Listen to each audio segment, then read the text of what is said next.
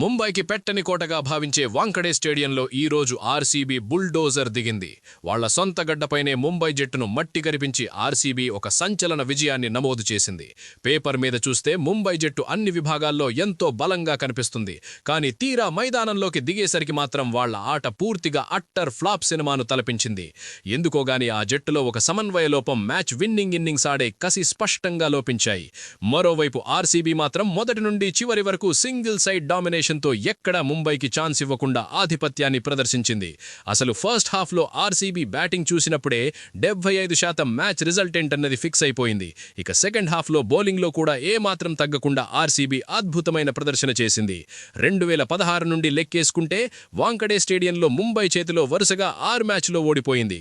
కానీ ఇప్పుడు scene reverse అయింది. ఆ ఓటముల రికార్డును చెత్తబుట్టలో వేసిన బెంగళూరు జట్టు ఈ రోజు సాధించిన సంచలన విజయంతో అదే వాంఖడే గడ్డపై ముంబై మీద బ్యాక్ టు బ్యాక్ విక్టరీని తన ఖాతాలో వేసుకుని దర్జాగా కాలర్ ఎగరేసింది. ఇక్కడ గమనించాల్సిన మరో ఆసక్తికరమైన విషయం ఏంటంటే ఆర్సీబీ సెట్ చేసిన 241 పరుగుల లక్ష్యం ఆషామాషీ కాదు. ఐపీఎల్ చరిత్రలో వరుసగా 4 మ్యాచుల్లో 200కు పైగా స్కోర్లు చేయడం ఆర్సీబీకి ఇది రెండోసారి. ఈ లిస్టులో 5 సార్లతో సన్ రైజర్స్ టాప్లో ఉంది. అంతేకాదు ఆర్సీబీ ఐపీఎల్ హిస్టరీలో ఇది 6వ అత్యధిక స్కోరు. వాంఖడే స్టేడియం చరిత్రలో ఏ జట్టుకైనా సరే ఇదే అత్యధిక స్కోరు కావడం విశేషం. ఐపీఎల్లో ముంబైపై ఆర్సీబీకి కూడా ఇదే హైయెస్ట్ స్కోరు కాగా ఓవరాల్గా ముంబైపై నమోదైన 3వ అత్యధిక స్కోరు ఇది. ఇంతటి భారీ లక్ష్య ఛేదనకు బరిలోకి దిగిన ముంబై జట్టుకు ఓపెనర్లు పర్వాలేదనిపించే ఆరంభాన్నే ఇచ్చారు. రియాన్ రికల్టన్ దాదాపు 200 స్ట్రైక్ రేట్తో విరుచుకుపడగా రోహిత్ శర్మ 150కి పైగా స్ట్రైక్ రేట్తో బ్యాటింగ్ చేస్తూ స్కోర్ బోర్డును ముందుకు తీసుకెళ్లారు. వీరి ధాటికి ముంబై కేవలం 4.3 ఓవర్లలోనే 50 పరుగుల మార్కును చేరుకుంది. ఐపీఎల్లో ఆర్సీబీ మీద ముంబైకి ఇది 3వ ఫాస్టెస్ట్ టీమ్ 50 కావడం విశేషం. సగటున ఓవర్కు 10 పరుగులు రాబడుతూ 5 ఓవర్లకు ఒక్క వికెట్ కూడా నష్టపోకుండా ముంబై 56 పరుగులతో పటిష్టంగా కనిపించింది. అయితే 6వ ఓవర్లో ముంబైకి ఒక ఊహించని ఎదురుదెబ్బ తగిలింది. 13 బంతుల్లో 19 పరుగులు చేసిన hit man Rohit Sharma hamstring గాయం కారణంగా అర్ధాంతరంగా మైదానాన్ని వీరాడు.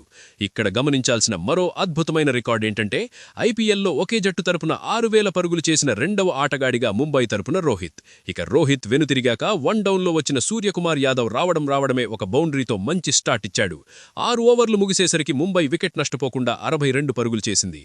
పవర్ ప్లేలో ముంబై బ్యాటర్లు ఓవర్కు 12 పరుగులు రాబట్టినా లక్ష్యం మరీ భారీగా ఉండడంతో ఈ దూకుడు ఏమాత్రం సరిపోదనిపించింది. పవర్ ప్లేలో ఓ మోస్తరంగా ఆడిన ముంబై జట్టు పవర్ ప్లే తర్వాత మాత్రం పూర్తిగా తేలిపోయింది. ఇక్కడే ఆర్సీబీ బౌలర్ల అస్సలైన మ్యాజిక్ మొదలైంది. పేపర్ మీద బుమ్రా, బోల్ట్ లాంటి స్టార్లు ముంబైలో ఉన్నా మైదానంలో మాత్రం ఆర్సీబీ నార్మల్ బౌలర్లే అసాధారణ ప్రదర్శన చేశారు. ముఖ్యంగా కృణాల్ పాండ్యా తన బౌలింగ్ స్టైల్ మార్చి ఎక్కువ బౌన్సర్లో కాస్త వేగం పెంచి బౌలింగ్ చేయడంతో బ్యాటర్లు తీవ్రంగా ఇబ్బంది పడ్డారు. ఇక జూనియర్ బౌలర్ సుయాష్ శర్మ ఒకే ఓవర్లో 37 పరుగులు చేసిన ఓపెనర్ రికల్టన్ని ఆ వెంటనే ఒక పరుగుకి తిలక్ వర్మను అవుట్ చేసి ముంబైకి డబుల్ స్ట్రోక్ ఇచ్చాడు. ఆ కష్టకాలంలో సూర్యకుమార్ యాదవ్, హార్దిక్ పాండ్యా కలిసి 27 బంతుల్లో 47 పరుగుల కీలక భాగస్వామ్యం నిర్మించడానికి ప్రయత్నించినా ఆ స్కోర్ బోర్డును పరిగెత్తించడానికి ఆ పవర్ కానీ స్ట్రైక్ రేట్ కానీ ఏమాత్రం సరిపోలేదు.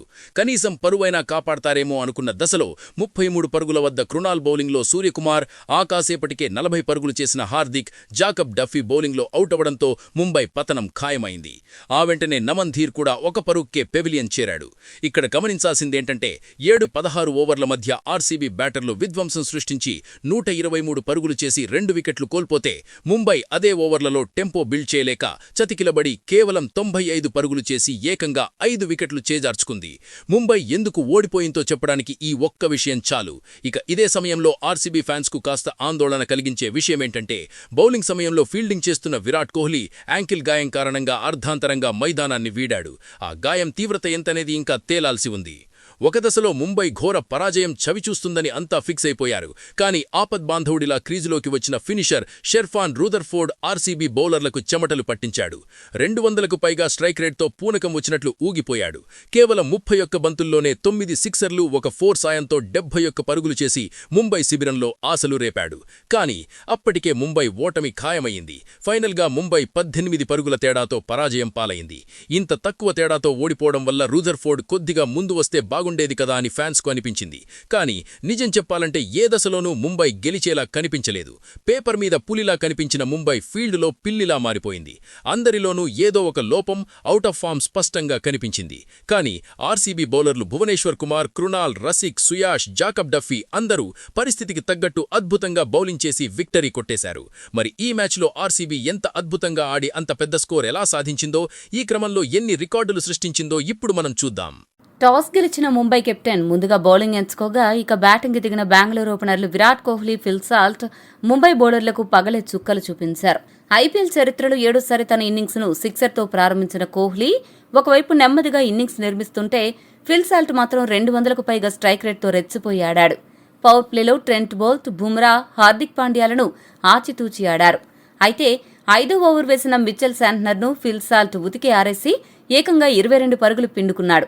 ఫలితంగా పవర్ ప్లే ముగిసేసరికి బెంగళూరు ఒక్క వికెట్ కూడా నష్టపోకుండా 71 పరుగులు చేసింది.